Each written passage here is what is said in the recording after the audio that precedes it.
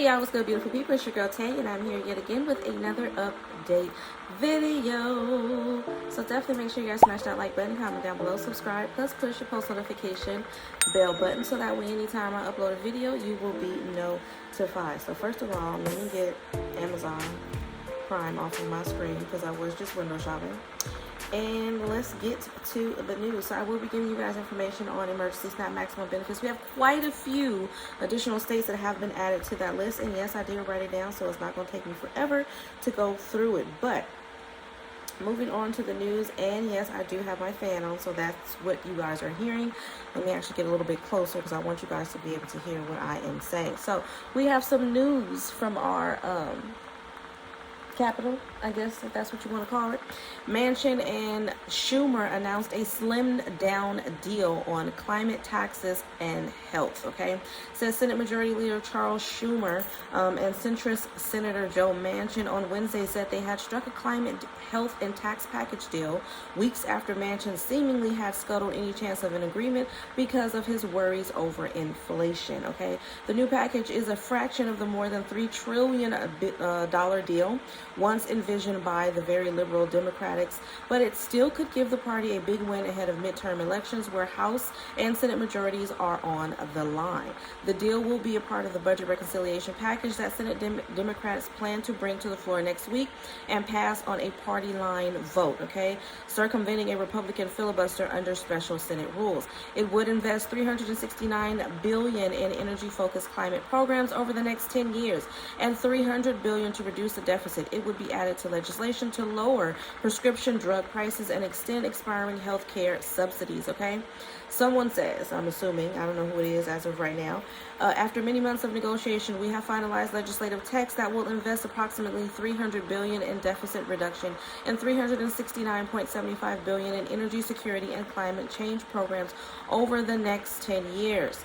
Schumer and Manchin actually announced this in a statement just recently. The investments will be fully paid for by closing tax loopholes on wealthy individuals and corporations. Okay, Manchin had come under a storm of criticism from Democrats after saying he could not agree to climate provisions because of his concerns over inflation. Democrats despaired that the party was missing an opportunity to take action at the time when the party held the White House and majorities in both chambers. In their joint statement, Schumer and Manchin said the agreement will reduce emissions by roughly 40% by 2030. Okay, sidebar from this particular article. So I also saw another article where Biden was trying to say that he wants to get everybody in electric vehicles, I think by the year 2032. Obviously, he's not going to be president for that period of time. So unless he gets something written, documentation up that goes into effect and becomes law that cannot be changed when we have another president in office, I don't see that happening. But I'm saying this because I was actually looking at cars yesterday. I was doing a little bit of window shopping, and I wanted to see what, I was looking at CarMax, and I wanted to see what electric vehicles options they have. And so far, I'm only seeing electric vehicles by Tesla, and those cars are $89,000 and $100,000. Who in the hell do he think is going to be able to afford them cars, and even in 10 years? Because everybody's not rich. You will be paying for that car for the rest of your life. Like, that's, to me, that's ridiculous. Y'all let me know if y'all know about any other electric or more environmentally conscious vehicles that I can look into for myself. I just wanted to throw that out there because I do remember having the what was it that I had? I had the Toyota Prius. That was a hybrid vehicle, did absolutely fabulous on gas, but with the amount of children that I have, obviously that wasn't, that car wasn't going to get me nowhere. Okay, but getting back to this, I just wanted to throw that in there. I don't know why, but y'all know how my brain works. In their joint statement, Schumer and Manchin said the agreement will reduce emissions by roughly 40% in 2030. It would raise $739 billion in new revenue through a variety of proposals. Okay, according to a one-time page summary provided by the negotiators, $313 billion through a 15% corporate minimum tax, $288 billion from empowering Medicare to negotiate lower drug prices. I do like that. $124 billion from strong IRS enforcement of tax law, and $14 billion from closing the carried interest loophole for money managers. Okay, so they're trying to get things in order. They're trying to help with the climate. They're trying to get more lower drug costs. I would say just in general, prescription medication definitely needs to be negotiated in terms of the price. for everybody.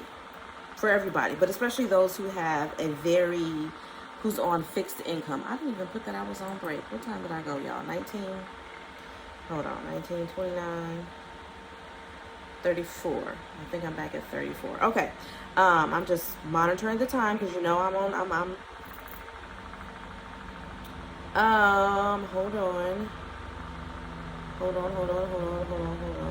U.S. Treasury to allow funds for state and local affordable housing loans, okay? The changes for the $350 billion state and local fiscal relief fund program are aimed at filling a financial gap for affordable housing projects, allowing them to be more easily developed, especially those that are eligible for the Treasury's low-income housing tax credit. I don't know anything about that, but I do think I need to look into that a little bit more. State, local, and tribal governments can fully provide loan principal under the new guidance, provided projects meet certain criteria, okay? The Treasury also said it is expanding the range of uses of the funds for projects beyond those currently allowed under the two major Department of Housing and Urban Development programs to additional federal programs from multiple agencies, okay? U.S. Deputy Treasury Secretary Wally Adeyemo said Treasury is making clear that state and local funds may be used to finance the development, repair, and operation of any affordable rental housing unit that provides long-term affordability of 20 years or more to household at or below 65% of the local area's median income level. Treasury had previously called on the states and municipalities to use more of their COVID allocations to address a severe shortage of affordable housing, a driver of inflation. So, sidebar, but on the same subject here, when talking about affordable housing, public housing, Section 8, and all of that kind of stuff, my issue with that is the fact that they get money, they have money, as you can see here, they're allocating funds to these programs, but then people who are actually on these programs, they end up being on a waiting list for years and years and years and years and years. I said this from the beginning, I do think that they need to do a little bit more research into this and update a lot of their restrictions, criteria, just everything. The program needs to be completely remodeled, rebranded, whatever. It needs to be repackaged. They need to basically start all over again, break it down, create a new foundation, and build it up again. Because right now, the way that the affordable housing situation is happening and occurring, it's not working. There's a lot of people who still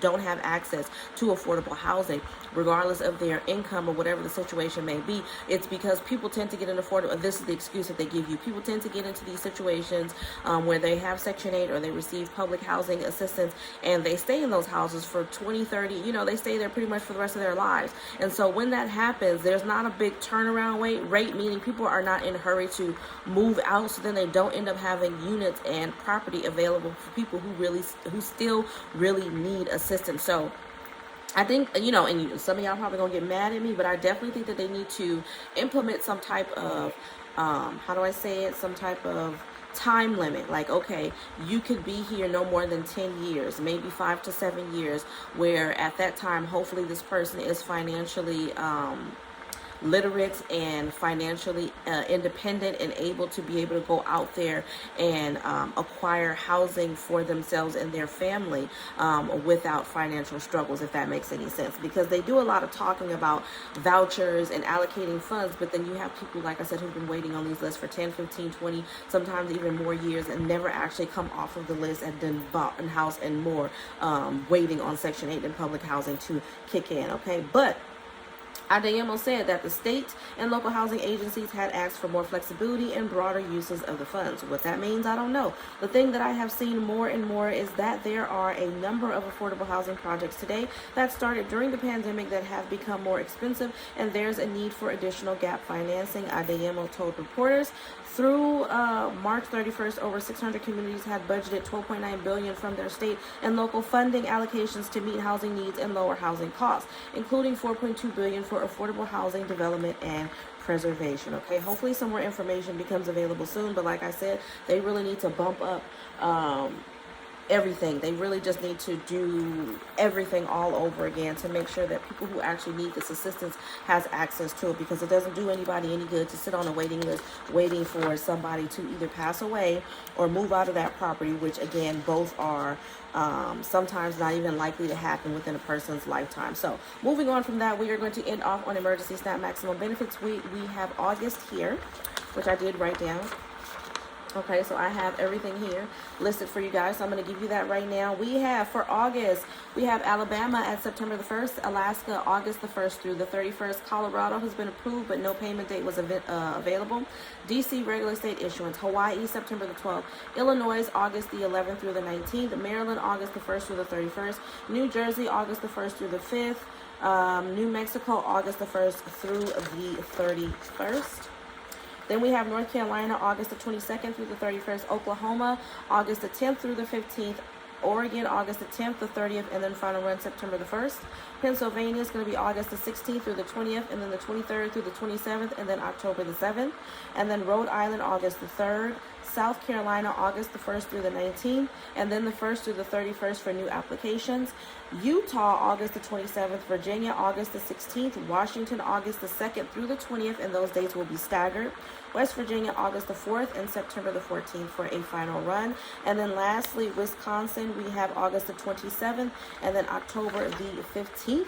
For a final run. Now, really quickly for July, I'm going to try to skim through and give you guys the states that have yet to pay out yet, because we still have a few.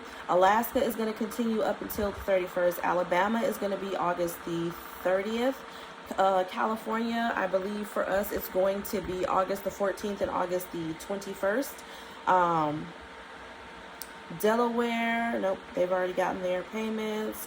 Hawaii, August the 8th. Illinois, August the 29th. Hold on. New Mexico is going to continue all the way until the end of the month.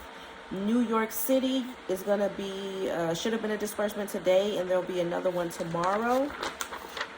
Then we have North Carolina will continue all the way until the end of the month. Ohio, July the 27th, which was actually yesterday, so check your cards in Ohio. Oregon, we have the 28th, which is today, so check your cards. And then for anyone that was missed, August the 1st.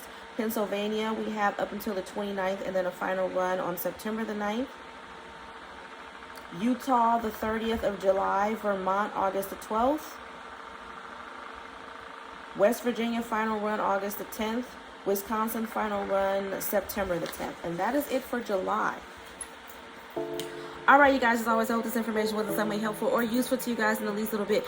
Do me a favor if you haven't already. Don't forget to smash that like button, because it really does help to let YouTube know that you like what I'm doing and you want me to stick around. Let's drop some white hearts down below in the comment section. Let me know you made it all the way to the end of the video. And as always, you guys, I am going to say, remember to live, love, and elevate. And I will definitely see you guys in my next video. Peace, y'all. Bye.